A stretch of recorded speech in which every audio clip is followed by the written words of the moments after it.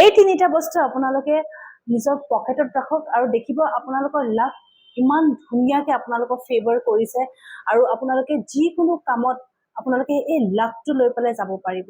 ৱাৰ্চনা বৰ্মন পুনৰ স্বাগতম জনাইছো মোৰ চেনেললৈ। এনেকুৱা কি ধৰণৰ তিনিটা বস্তু আপোনালোকে নিজৰ পকেটত ৰাখিব য'ত আপোনালোকে লাক এট্ৰেক্ট কৰিব পাৰিব, এবাণ্ডেঞ্চ এট্ৰেক্ট কৰিব পাৰিব। তাৰ কাৰণে লাগিব এই ৰিচুৱেলটো কৰিবৰ কাৰণে ফ্ৰাইডে।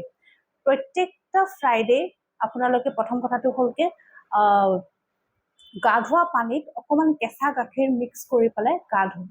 ছেকেণ্ড উপায়টো হ'লকে ফ্ৰাইডে গা ধুই উঠাৰ পিছত সূৰ্য প্ৰণাম কৰিব। এটা ঘটিত পানী ল'ব, তাত গোটা চাউল ল'ব, লগতে সেন্দুৰ মিক্স কৰি পেলাই সূৰ্যক প্ৰণাম কৰিব। ওম সূৰ্যায় নমঃ যদি আপুনি এই মন্ত্ৰটো জাপ কৰে 108 বাৰ অতি উত্তম। থাৰ্ড উপায়টো হ'লগে এখন ৰঙা কাপোৰ ল'ব, লগতে তাত 7টা চাউল, গোটা চাউল, নভঙা চাউল, মনত ৰাখিব ইয়াতে ভঙা চাউল হ'লে নেগেটিভিটি বেছি সোনকালে এট্ৰেক্ট কৰে, সেইটো কাৰণে গোটা চাউল আমি দিব লাগে।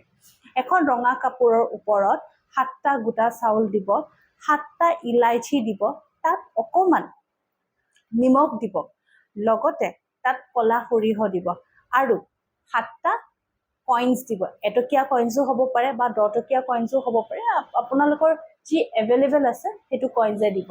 ইয়াৰ পিছত আপোনালোকে ধূপ চাকি তাত জ্বলাই শ্ৰীম মন্ত্ৰটোৰ জাপ কৰিব 108 বাৰ। শ্ৰীম শ্ৰীম তেনেকৈ 108 বাৰ জাপ কৰিব আৰু প্ৰত্যেকটা ৱৰ্ডৰ মাজত অকণমান গেপ দিব। 108 বাৰ যেতিয়া আপোনালোকে শ্ৰীম শব্দটো উচ্চাৰণ কৰিছে, তাৰপিছত সেই টোপোলাটো ভালকে বান্ধি ধূপ চাকিৰ কাষত ভালকে পূজা কৰিব। ইভিনিঙৰ পৰা নেক্সট ডে ইভিনিঙৰ পৰা আপোনালোকে ফ্ৰাইডে উপায়টো কৰিলে ছেটাৰডে ইভিনিঙৰ পৰা আপোনালোকে পকেটত লোৱা আৰম্ভ কৰিব পাৰে। পকেটত যেতিয়া লোৱাৰ কথা কওঁ মনত ৰাখিব ওপৰৰ পকেটখনত, মানে শ্বাৰ্টৰ পকেটত। যদি কেতিয়াবা শ্বাৰ্টৰ পকেটত দিগদাৰ হয় তেতিয়াহ'লে ৱালেট বা পাৰ্চত বা মানি বেগত বা যিকোনো য'ত আপোনালোকে বেগছ কেৰি কৰে বা লেপটপ বেগ হৈ যাওক তেনেকুৱা ধৰণৰ বেগতো আপোনালোকে কেৰি কৰিব পাৰে।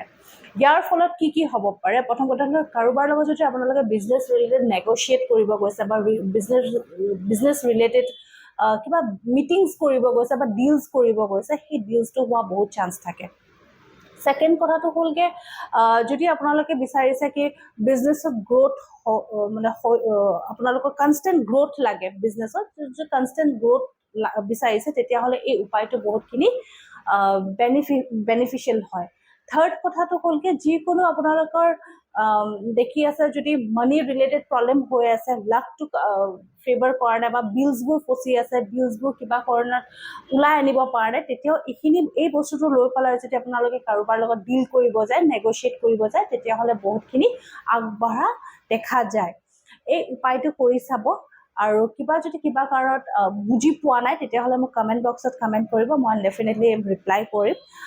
আশা কৰোঁ এই সৰু উপায়টো আপোনালোকক নিশ্চয় সহায় কৰিব। মোৰ চেনেলটো ছাবস্ক্ৰাইব, লাইক আৰু ফ'ল' কৰিব নাপাহৰিব। ধন্যবাদ।